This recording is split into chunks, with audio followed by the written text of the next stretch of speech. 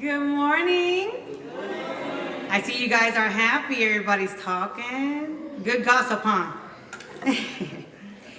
Buenos días y bienvenidos. Good morning and welcome to the Unitarian Universalist Congregation of Fort Myers, donde nuestra misión, our mission, is to love, grow, and serve.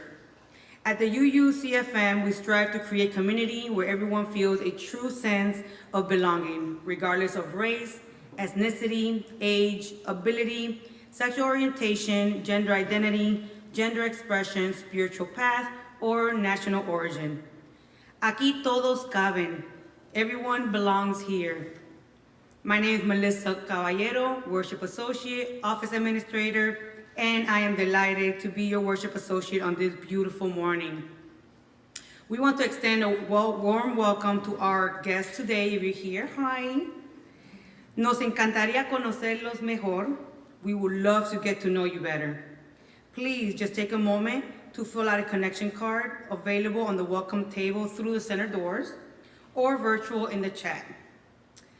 Members may also use a card to update contact information or share a caring concern for our pastoral care associates. The greatest gift you can offer us is the chance to get to know you. El regalo más importante que pueden ofrecernos es la oportunidad de conocerlos. And if you're attending by Zoom, please keep your microphone muted. So our announcements for today are, join us for coffee and conversation in Hobart Hall. We are having a potluck plus a celebration for our little high school graduate for today. Just to the right as you leave the sanctuary.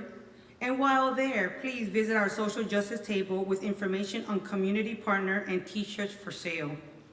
And we also invite you to explore our Rights to Read library. And if I'm not mistaken, they're having a book sale today. If I am, please let me know.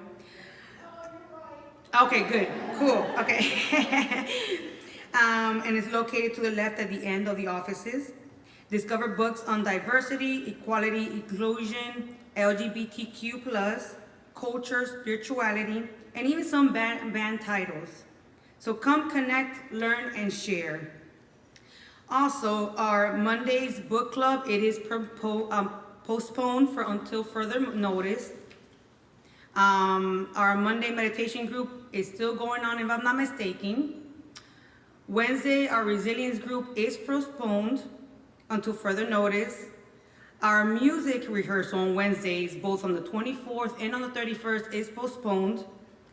Holiday caroling is back, you guys, so please join us as we gather to sing some songs of the season prior to Christmas Eve service.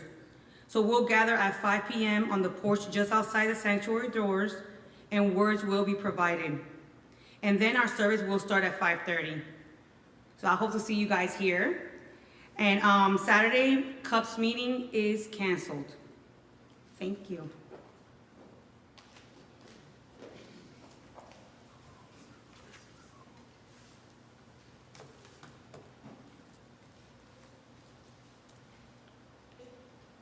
For those of you who do not know me, I am Rev Arthur Jones III, minister here at this glorious congregation. Grand Rising, good Sunday morning, and welcome. I am delighted to be serving alongside Worship Associate Melyssa today. We celebrate and acknowledge December as HIV/AIDS Awareness Month, as well as Universal Human Rights Month. No poem today, but if I may, I would ask all of you to join me in lifting up Joyce Jacks and her family, and in love and light and warm wishes. I was blessed enough to visit her every day from last Tuesday until yesterday. So, Jacks family, we love you and we are here for you.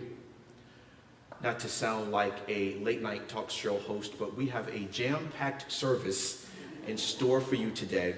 So hope you all are prepared for that. So if you are physically and or virtually present today, welcome home. Let us worship in this sacred space together.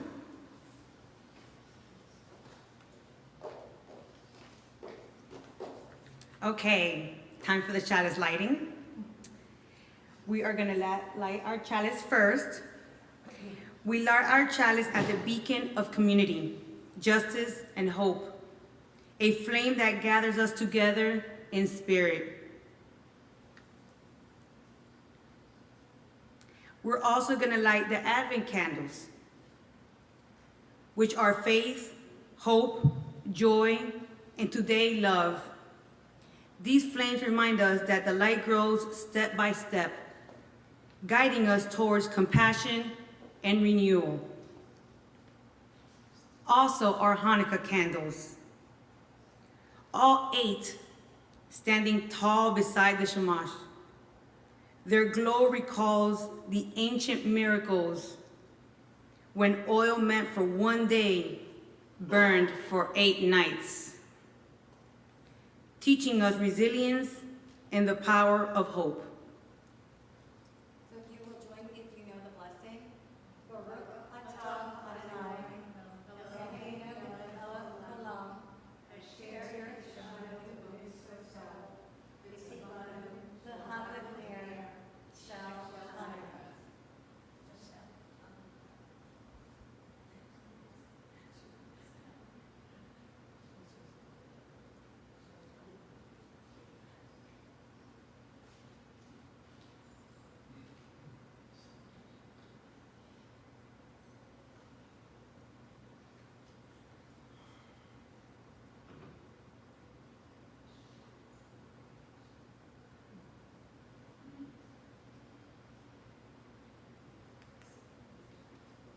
Let's take this moment to just reflect.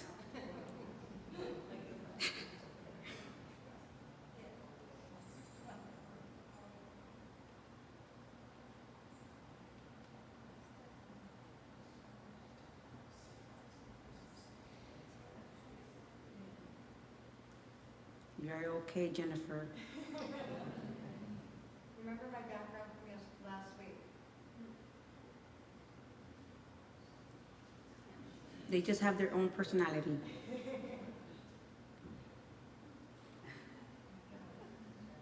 Ella, you're doing this next year. There we go. There they go. Awesome. Together, these lights, thank you, Jennifer. Together, these lights, the Chalice, the Advent, and Hanukkah, shines as one.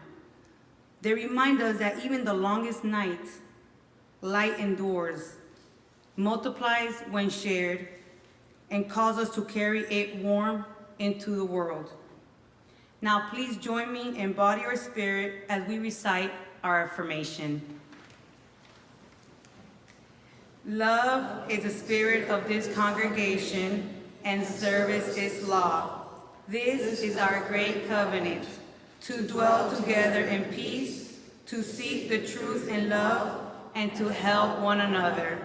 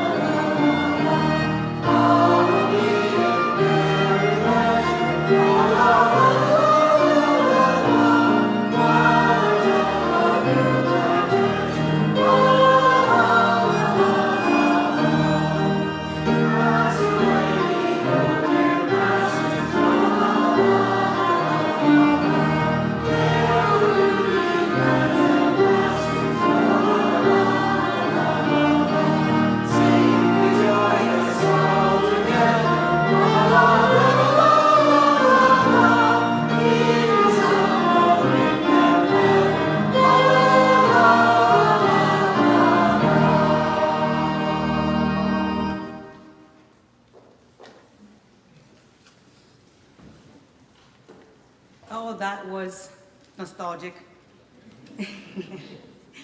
Okay, all debating of the story, but I came to the conclusion that we are going to see the story. And it's called The Shortest Day by Susan Cooper. I hope you guys are ready. The Shortest Day by Susan Cooper. I wish you guys can see the pictures. It's so pretty. Hello, hello. Okay. All right, let's start it. So the shortest day came.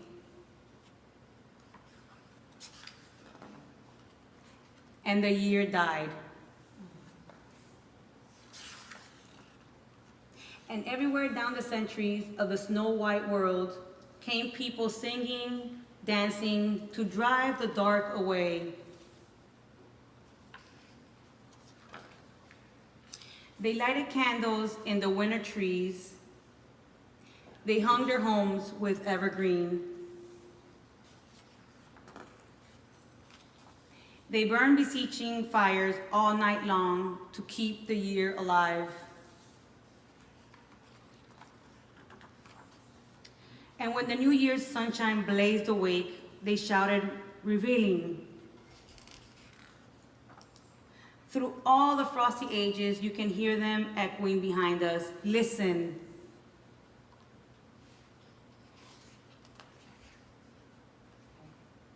Fine here.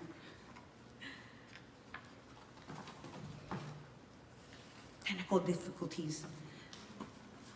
All the long echoes sing the same delight, the shortest day, as promise wakens in the sleeping land.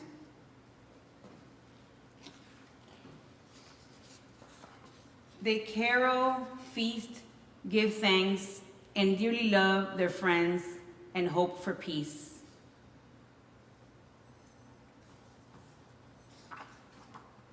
And so do we, here, now, this year, and every year. Welcome Yule. Welcome Yule.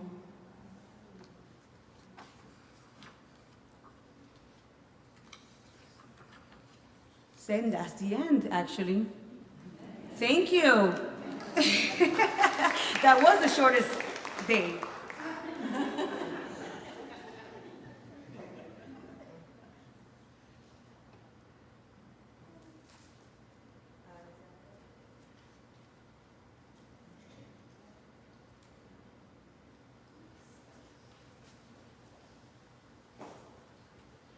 Let's prepare ourselves to center.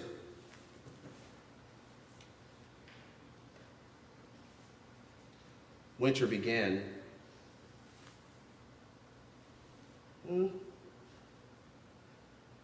41 minutes ago. So when you left to come here, it was fall, and now it is winter. Let us close our eyes. Let us clear our minds. Let us focus on all that is bright, all that is new, all that is positive, all that is lovely. Let us set aside our worries, set aside our fears, our doubts, whatever issues we may have. Now we focus on that which serves us. We focus on that brings us together. As you continue to breathe, as you continue to clear your mind, know that you are loved. Know that you are seen.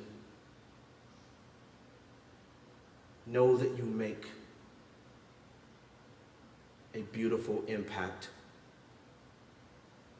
not just upon your loved ones and your friends and your coworkers, but within this congregation, within this community. Know that the world is a better place because of your presence in it. Please open your eyes. Thank you. I will now have Leslie come forth as we go into our stones of intention.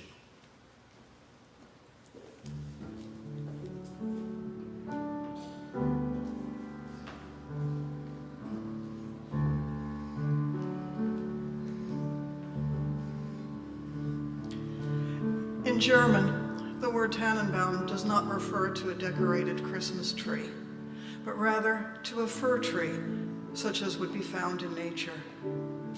It is reminiscent of the world tree, which in German is referred to as Yggdrasil, with its branches extending up into the heavens and its roots down deep into the earth. This symbolism was common in many pre-Christian traditions and eventually found its way into the Christian tradition through the Christmas tree. In the 20th century, it was adapted as an English song for Christmas. The German song is an ode to the fir tree, praising the joy that its beauty brings through the cold of winter and informing us of the lessons that it teaches regarding hope and steadfastness. This makes this song especially appropriate for Yule. If you have brought a stone with you, please hold it close to your heart. And during the musical meditation, which we will be singing to you, please come forward and place your stone in the bowls of sand. If you have not brought a stone, there are stones next to the stations with the sand, so please feel free to take one. And with that, we are now going to sing to you. Please come forward at this time of hope and steadfastness.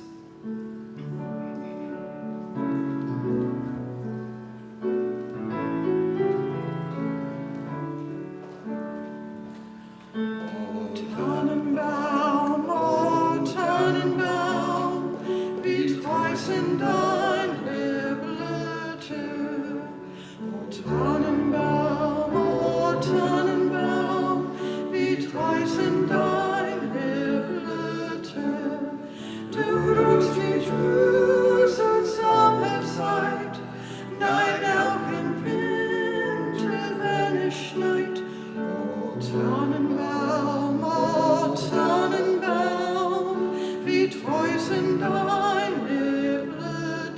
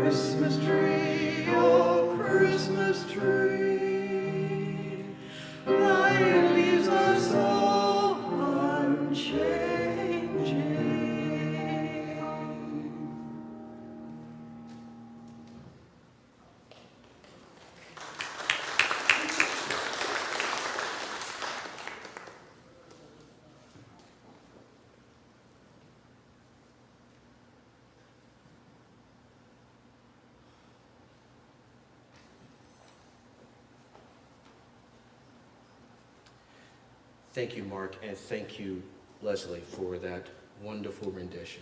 It's lovely. If you feel that this postmodern world of ours seems increasingly darker and lonelier and colder, you are not alone. It is not your imagination. There is plenty of evidence to support your suspicions. Here in the land of the free, young Americans are discounted and disenfranchised because of their age.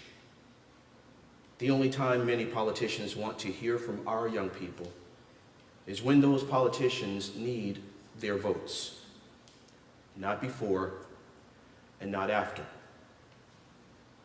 Here in the home of the brave, elderly Americans are disrespected and dispatched with impunity because of their age. All too often, their lived experiences, their wisdom, and their countless contributions are minimized beyond description. It is shameful how America treats its elders. But wait, there's more. An endless culture war is being waged upon American women simply because they are women. The powers that be have decided that our women need to be kept in check. A separate culture war is being waged upon members of the beloved LGBTQIA+ community in America, simply because they are too gay, too loud, and too proud. The powers that be think to themselves, why can't they just simmer down? A different culture war is being waged upon Black Americans and brown Americans and any Americans who happen not to be white and male and rich and powerful. Which is why I assume we are seeing a rise in the number of sundown towns, a rise in the number of segregated schools, and a rise in the number of exclusively white subdivisions and municipalities where if you aren't white, it is actually illegal for you to live there. All of those things are dark, as they are not of the divine. Those things do not represent light, and they do not serve any community anywhere well. Advent is that time of year when too many people who actively discriminate the other 11 months of the year seek to restrict their hate. I guess they remember in December. They call a timeout on their isms. Like the Grinch and Dr. Seuss, their hearts grow 3 sizes larger than normal. That is until January 1st, when they revert back to their originally scheduled program already in progress, just in time for a brand new year. In a holy season such as this, holy words, holy actions should be the standard operating procedure. Advent and Christmas are my 2 favorite times of the entire year. People on the whole seem kinder, more patient, and more loving. Having said that, Santa is not the reason for this season. And if the kindness, the patience, and the love seemingly so abundant this time of year is not real, is not sustainable, then where does that leave all of us? The winter solstice for 2025 for the Northern Hemisphere occurred today, Sunday, December 21st, at 10:03 a.m., marking today as both the shortest day and the longest night of the calendar year. This event also signals the start of astronomical winter and the point from which days begin to gradually lengthen. Thank goodness for that. In other words, it was autumn as you left your house to come to UUCFM this morning, and now it is winter. For my fellow nerds, listen up. This is for you.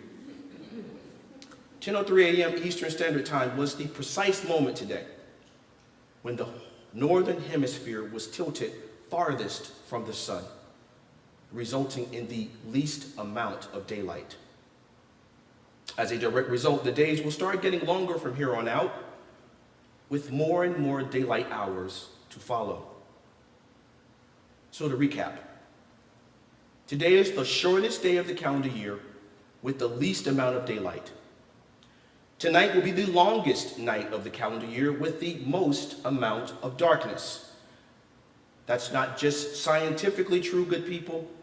It's socially true, politically true, economically true, racially true, patriotically true, and true in terms of both gender and gender expression.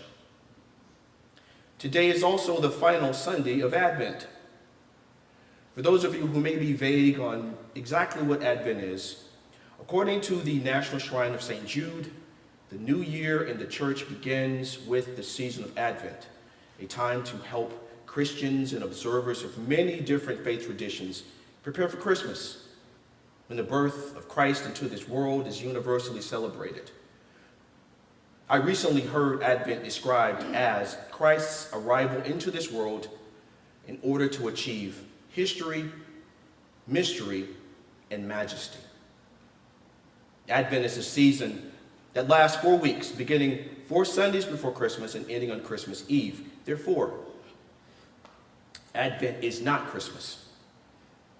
Advent is the period, the season before Christmas. Depending on the specificity of your faith tradition, the Christmas season actually begins on Christmas Eve and lasts for 12 days. During Advent, we observe a season of prayer and reflection, followed by anticipation, hope, and joy. Each Sunday, as we observed a little earlier, during Advent, we light a candle on our Advent wreath. All of these things are connected. If Advent is a season of preparation, and it is, then what are we preparing for? If Advent is a season of waiting, and it definitely is, then what are we waiting on? And who are we waiting for? I will preach today from the sermonic topic, Retaining Hope During the Longest, Darkest Night. Please allow me to offer 2 points for you to ponder. First point, retaining hope during the longest, darkest night requires a total inversion of the phrase spiritual warfare. As a concept, preachers preach and teach that spiritual warfare is the existential battle between good and evil, the battle between right and wrong, the battle between angels and demons, the struggle between human beings and their capacity to and for sin. All of that is very high concept. That's all difficult to break down on a level everybody and anybody can comprehend and address on a daily and weekly and monthly basis. If people don't actually see beautiful angelic figures doing battle with repulsive demonic creatures with their own eyes, they can get lost in the dark. If folks cannot and will not honestly evaluate themselves in terms of their own capacity for sin, they can get lost in the dark. If human beings struggle to differentiate what is good from what is evil, they can easily lose their way. Perhaps what we are waiting for in the season of Advent is truth, because the modern Christian world may very well have spiritual warfare as a concept all wrong. N.T. Wright, a famous theologian and author, says this: many Christians in the West have a goal of their faith completely upside down. Instead of seeing God renewing the whole world and uniting heaven and earth, many believers think the point of faith is simply for their souls to escape to heaven when they die. Wright argues that God comes to dwell with us, and resurrection launches a new creation that is already underway. Because of our fundamental misunderstandings, Christians often misread the end times, spiritual warfare, and even the afterlife. Wright attributes this to modern distortions mixed with Western philosophy. So spiritual warfare isn't actually about the hardships of willfully choosing to live one's life upholding divine virtues and values. And it isn't about the guilt of being imperfect beings. It isn't even about the polarity of good versus evil or right versus wrong. It is truly about the expansion of the beloved community in the future, right now, right here in the present. Grounded in love, grounded in forgiveness, grounded in grace, and grounded in peace. With freedom for all and joy for all. That's how we retain hope through the longest night, through the darkest night, through the scariest night. Because we know that no matter what, we are not alone. The divine is with us. I am with you. You are with me. We are together forever. Second and final point, retaining hope during the longest, darkest night can sometimes feel overwhelming. If you doubt that, just think about the events that occurred just last weekend. 1 week ago, acclaimed actor, screenwriter, and director Rob Reiner and his loving wife of 30 years, Michelle, were unalived in their own bed in their own palatial home in Los Angeles, their lives apparently, allegedly taken by their own son. It is extremely hard to retain hope in the midst of such a tragedy. The night feels longer than ever, crueler than ever. There was a mass shooting at Brown University in the College Hill section of Providence, Rhode Island, that resulted in the unaliving of 2 university students. 9 other people were wounded. While the Federal Bureau of Investigation, the Rhode Island State Police, and the Providence Police Department frantically seek a suspect described as a male, approximately 5 foot, 8 inches tall, with a stocky build, the fact remains that mass shootings happen so frequently, and in so many cities and states in the United States, they have become routine and almost predictable. That is the inevitable result of a nation that idolizes guns and gun ownership. As a direct result, it is incredibly difficult to retain hope in the backdrop of violence that happens at schools and institutions of higher learning over and over and over again. The night feels darker than ever and more dangerous than ever. And then last weekend, there was yet another mass shooting / massacre that took place, one which occurred on Bondi Beach in Sydney, Australia. 15 lives were lost. At present, 24 people remain hospitalized, 3 in critical condition and 5 others in critical but stable condition.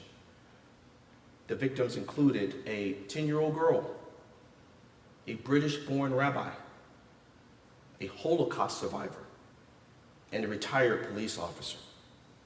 Because the attack happened during a Hanukkah celebration, heavily attended by members of the Australian Jewish community, and because the 2 suspected perpetrators were a 50-year-old man and his 24-year-old son who may have been radicalized by anti-Semitism, what is being investigated is that this attack was a hate crime, with Jewish citizens being targeted on the holy occasion of Hanukkah anywhere for any reason. It is virtually impossible to retain hope. The night feels more somber than ever and more senseless than ever. Side note, that rabbi that died in Bondi Beach last weekend was the brother of a Fort Myers-based rabbi's best friend, who is also a friend to my wife. It would be easy to give up. It would be easy to give in fully to despair. It might even be tempting to reach the conclusion that the world is irretrievably broken, that everything is over and we lost. In reality, the opposite is the case. We have to take our message of hope, of love, of welcoming, of joy out into this world and spread that message with all of our strength and all of our resolve, even when it doesn't seem to make sense, and especially when we don't think people will listen or care. If you feel that this postmodern world of ours seems increasingly darker and lonelier and colder, you are not alone. It is not your imagination. Thomas Fuller was right. That particular English clergyman, philosopher, and historian is credited as the originator of the old saying, "It is always darkest before the dawn." Fuller coined that phrase back in the year 1650. The sun will rise in the morning. The light will shine brightly upon us once more.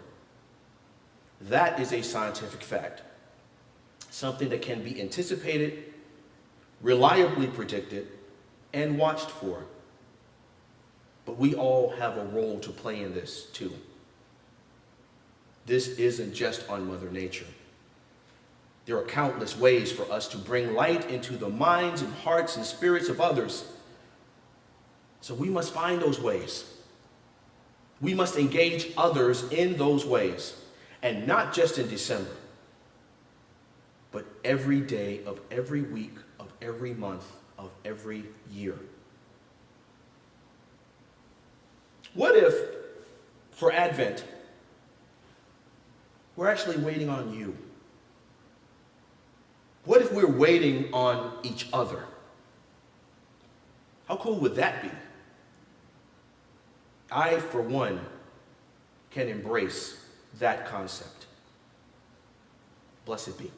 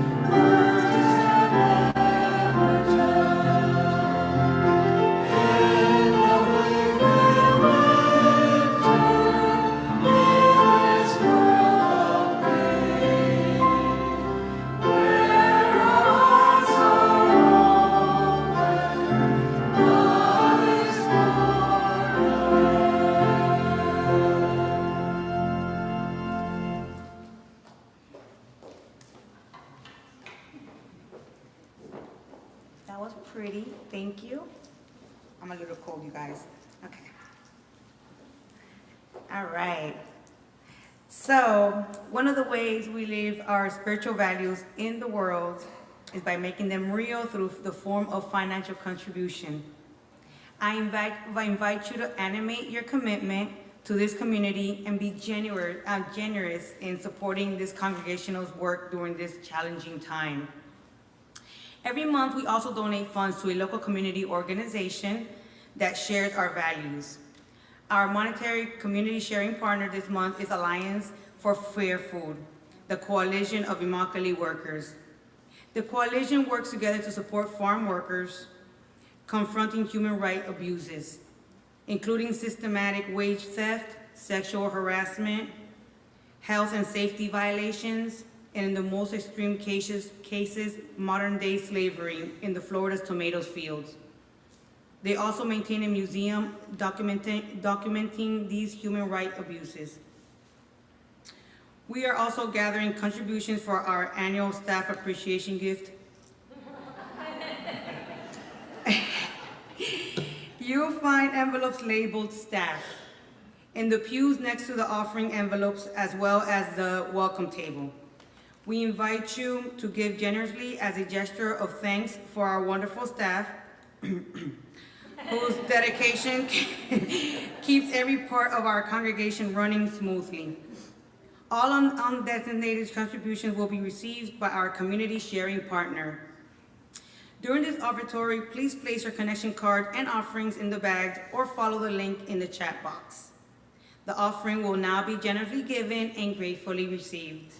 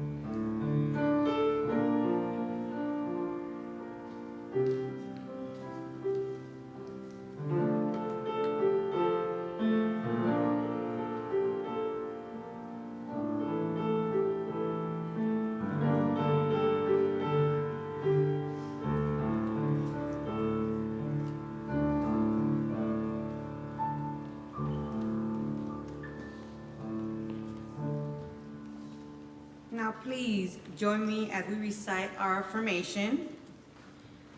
By the works of our hands and the works of our hearts, our love is made real.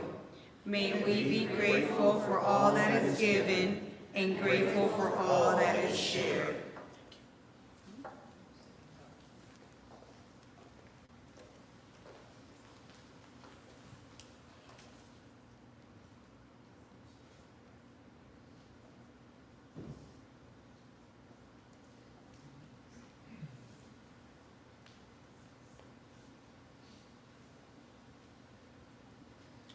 Please be seated.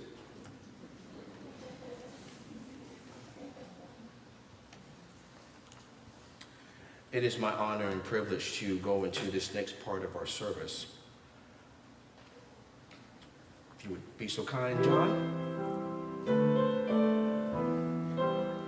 David Peace Martin, please rise.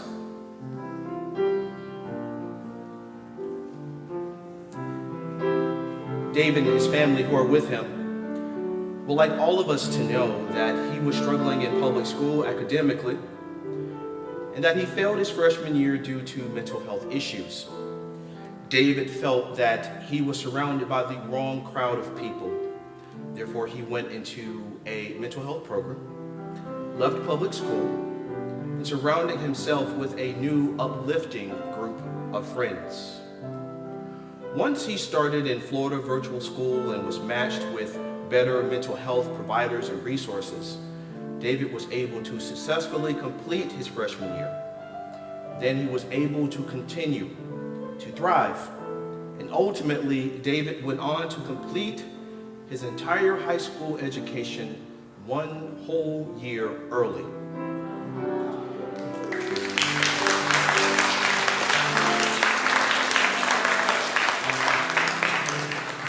David is now looking forward to starting vocational school next year, 2026.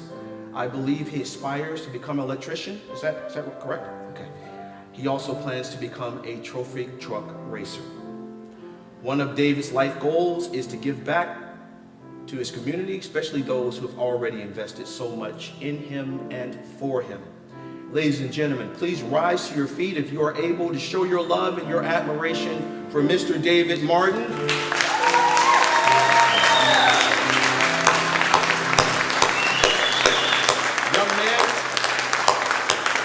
Young man, please come up to the stage for the presentation of your diploma. Congratulations. Great job. Here you go. Right, you just turn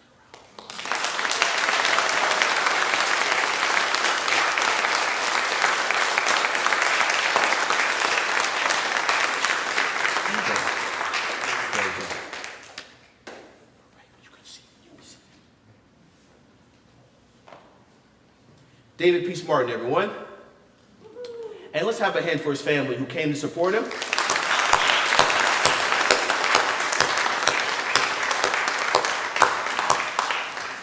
May the divine bless each and every one of you.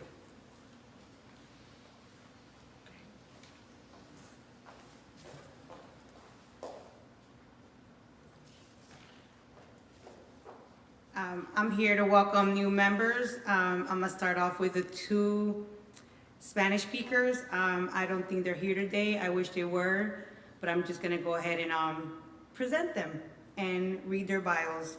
First, I'm gonna say it in English, then I'll say it in Spanish. Leon David Valencia is an entrepreneur and business creator who integrates his corporate experience with a deep understanding of human development. Throughout his career, he has built companies in different sectors and led strategic processes in finances, administration, and marketing, always guided by purpose, awareness, and holistic growth. From the same vision emerges Maestría de Renacer, a space where he shares his experience to help people understand their own history or story, transform their emotions, and recognize their inner value. His works bring together business and personal growth as one unified way of living and serving. Now the Spanish. León David Valencia es un emprendedor y creador de negocios que integra su experiencia corporativa con una profunda comprensión del desarrollo humano. A lo largo de su carrera ha construido empresas en distintos sectores y liderando procesos estratégicos en finanzas, administración y mercadeo, siempre guiado por el propósito, la conciencia y el crecimiento holístico. Desde esa misma visión surge Maestría de Renacer, un espacio donde comparte su experiencia para ayudar a las personas a comprender su propia historia, transformar sus emociones y reconocer su valor interior. Su trabajo une el crecimiento empresarial y el crecimiento personal como una forma unificada de vivir y servir. I want to say thank you, Leon David Valencia, for becoming a new member. Now we have Leonel Olivero. He's a professional accountant with training and experience in security and a strong passion for cooking.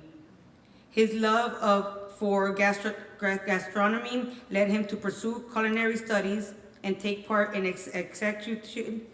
execution of large-scale and corporate events, where he brings together discipline, service, and a thoughtful attention to detail. His work reflects dedication, commitment, and a deep sense of responsibility in everything he does. Leonel Olivero es un contador profesional con formación y experiencia en seguridad y una fuerte pasión por la cocina.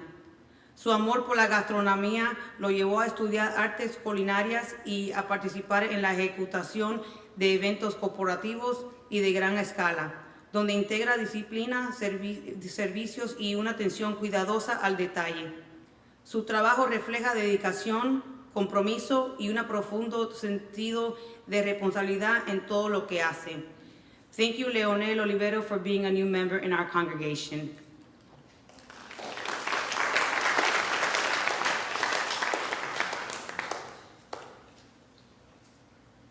All right, so our next new member is Melyssa Sadusky. She was born and raised in Northampton, Massachusetts. Mel is right here on the front row. Stand up, Mel, so everyone can see you, if you'd be so kind. She lived all over Massachusetts and southern New Hampshire. Mel always had a deep passion for healthcare and holistic healing.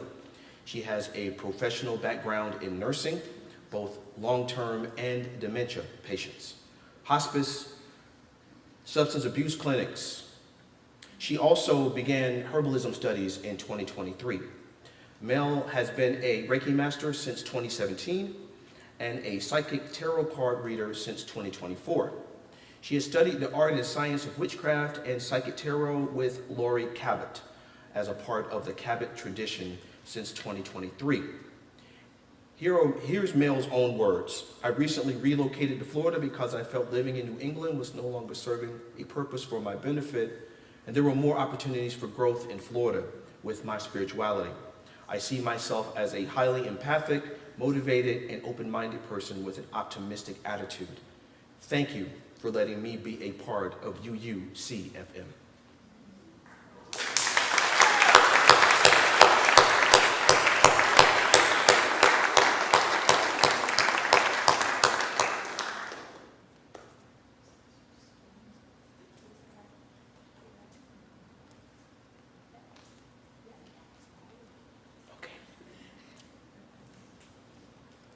I have one other bio I'm going to read,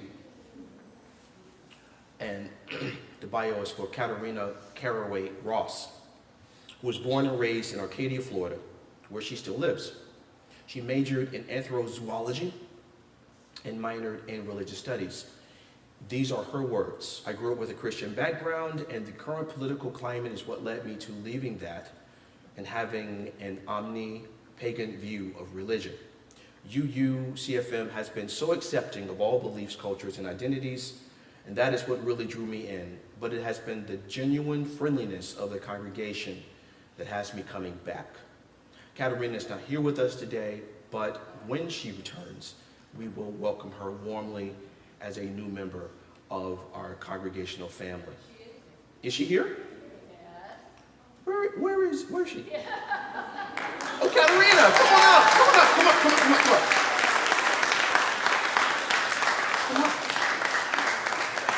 I am so sorry, I didn't see you. You're okay. You're moving. Yes. When are you moving to Michigan? February. In February. Well, I hope that you'll keep attending until you leave. I plan on it. Okay, well, we're your family, whether you're here or whether you're in Michigan. And your husband is with you. Good to see you again. God bless you. Thank you.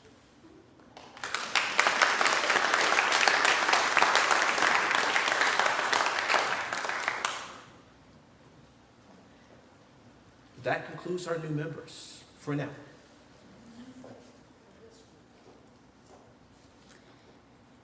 I want to congratulate the high school graduate one more time.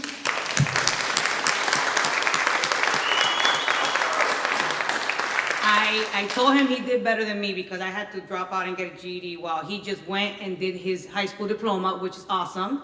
So congratulations. Welcome to the new members.